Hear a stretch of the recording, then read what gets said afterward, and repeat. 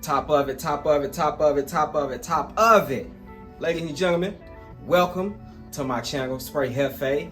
Listen, make sure y'all like, comment, subscribe. Everybody that has subscribed so far, I appreciate y'all. Everybody that has liked or given a comment, a couple of people that have since I've started this channel a couple weeks ago, I appreciate y'all as well. Make sure y'all hit that bell so I can sell the game that needs to be sold and tell the game that needs to be told. You understand what I'm talking about?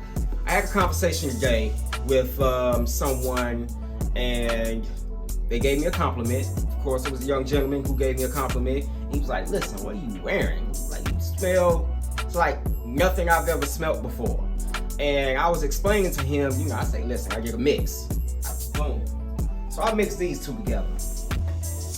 I get the Bag Oud. I mix that one with the Out Here Main Amber Oud. That's what I wore today. The gentleman gave me the compliment, so it took us into a completely different conversation, right? And he was like, "Listen, I only have about 5 fragrances that I wear." And he said, "I have one of them that I wear every day. I believe to take the one that he told me that he wears every day, the YSL Long Wheat, or was it YSL Y? It was a YSL, all right? He says he has his fragrance that his wife brought him, and the fragrance that his wife brought him was one of the 1 millions, all right? And he didn't know which 1 million it was. That's what proposed me to show him a picture of my collection. And I'm like, "Listen, I have all of the 1 millions. Do you recognize the bottle that you have?" And I did that not to show him that I have this extensive collection, because he may know someone who has an extensive collection, or he may follow someone who is a fragrance influencer or who does fragrance reviews who has a way better collection than I do, a way more of an extensive collection than I do. And he was like, "Sheesh, man, you got a lot of fragrances, man. How many fragrances do you have?" And I told him, I'm like, "I'm not quite sure. I have more than 100. I want to say I have maybe 130 to 150, in or around that range. A little more, maybe a little less than 140. I might be right at 140, right above 140, something like that, right?" He was like, "Man, you have a lot of fragrances in it, and blah, blah, blah, blah, blah," right? So it got me to thinking. The journey. We all have the journey that we're going through in our fragrance, ambitions, in us testing fragrances, smelling fragrances, liking fragrances. What type of fragrances that we like? What's our scent profile? What fragrances align with our pheromones, our DNA? What fragrances do we wear in specific seasons? What fragrances do we like in terms of what fragrances do I prefer to wear in the office? And what fragrances do I prefer to wear when I'm out and about? What fragrances do I prefer to wear when I'm around people? What am I looking for? What's the reaction that I'm looking for? What conversations am I looking to start when I'm wearing these fragrances? Do I reach for a designer, or do I reach for a niche? Do I reach for a dupe? Do I not care about the beautiful art of perfumery? Do I not care about the story? Or do I care about the story of the performer and how they alchemized, put these elements of notes, of fruits, of woods, of plants, of everything that we have within nature that was given to us? How did they amalgamize these different scent profiles, mesh them together for a fragrance that we love, that we enjoy, that we like to wear on our skin?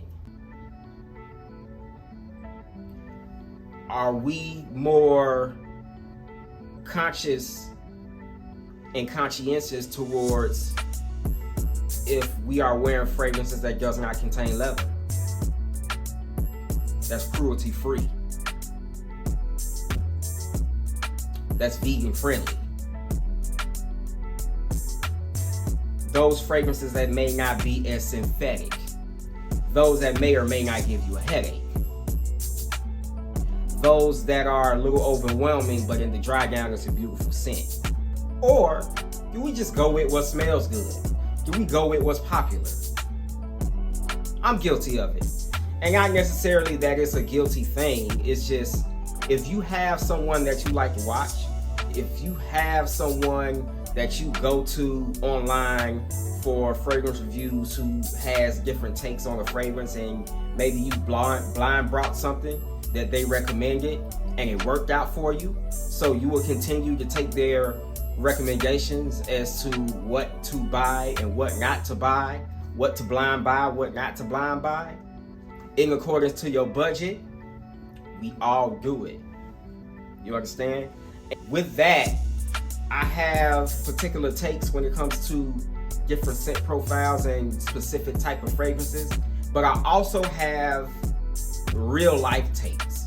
And those real life takes are: buy what you can afford, first and foremost,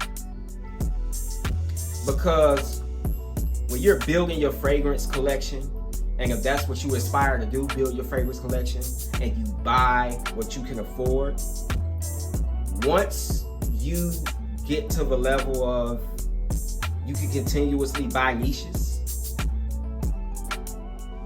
the journey is much more appreciated because you had to work to get it. You had to work your way up to be able to continuously buy designers or to continuously buy a niche, to buy out a whole collection of niches, or to buy out a whole collection of designers, to buy every flanker of a Valentino or a Paco Rabanne 1 million or a Paco Rabanne Invictus or Dolce & Gabbana or a whatever designer that you love, whatever designers that you like to buy, whatever niche that you like to buy. A No Samato,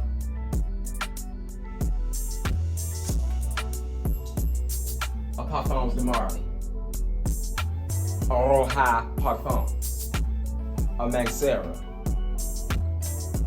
These niche fragrances. So I'm of the ilk that I'm all over the place, right? Which a lot of fragrance collectors are.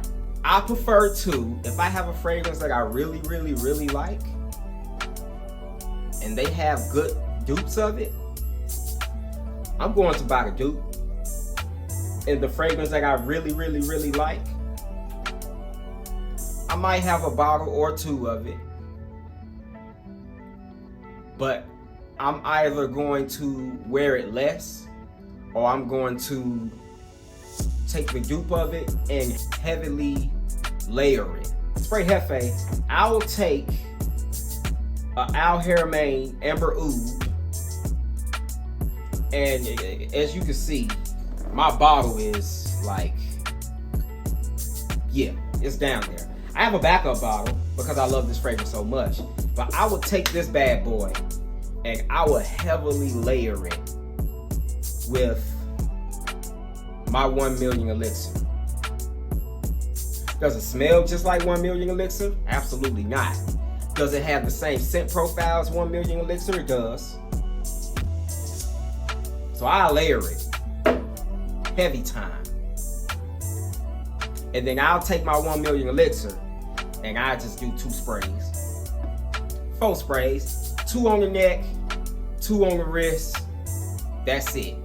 If I'm wearing a short sleeve shirt, I'll do 2 on this pulse point right here. Because if you like me, talk with your hands, you hear with it, right? So when you're talking and you're expressive in your speech and your conviction and your hands are flying, people smell that. That lingers. It sways. The scent does. Right? And in our journeys, I have a gentleman that I used to work with at my previous location, where his fragrance collection is nothing that I've ever seen before. Nothing that I've ever seen before. He has fragrances he has more indie fragrances than anybody that I've ever seen online or offline. More independent fragrances, more fragrances from black performers, more black branded fragrances than anybody that I've ever met. Just indie. He goes to find them. He goes to find them and he's buying them. Because he's more so of I'm going to buy from my own before I buy from someone else. He has his designers. He has his niches. He doesn't like dupes. Won't wear them. Doesn't like them. He says from his vantage point, they're low quality. They're not good. They don't last long. It's no point of me continuously buying $20, $30, $50 here, and I'm buying all of these if they're only going to last me 3-4 hours. And of course, I give him pushback on it, and I let him know, listen, you got some dupes and some clones out there that's going to last you all day. You got some of them that's going to stay on your clothes. Because every time you smell me, you say, Jeff, what you got on? Because it put me in a place and had you in my face. It's some dupes out there that's gonna put you in a place to have people in your face. You know what I'm talking about?